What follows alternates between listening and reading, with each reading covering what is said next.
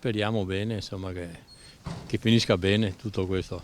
Non fanno che ripetere queste parole a Maerne e Martellago da quando si è saputo che l'imprenditore sessantenne Angelo Zen è l'unico disperso italiano a causa del violento terremoto che ha colpito la Turchia e dove Zen si trovava per lavoro. La famiglia, che non lo sente da domenica, si è chiusa nel silenzio. Un viavai continuo da ore qui in via Mulino, dove c'è l'abitazione di Angelo Zen, motivo per cui la moglie Patrizia, che ha chiesto più volte di essere lasciata stare, ha deciso di far posizionare queste transenne. La comunità è in apprensione, lo stesso sindaco non lascia il telefono nella speranza di ricevere notizie dalla Turchia, nonostante le difficoltà logistiche, come ha ribadito più volte il ministro degli esteri Tajani, che è in costante contatto con la Farnesina. È l'unico italiano disperso in Turchia, ma penso che sia una tragedia mondiale, quindi dobbiamo essere tutti uniti e avere la speranza che Angelo torni a casa il prima possibile dalla propria famiglia per riabbracciarla.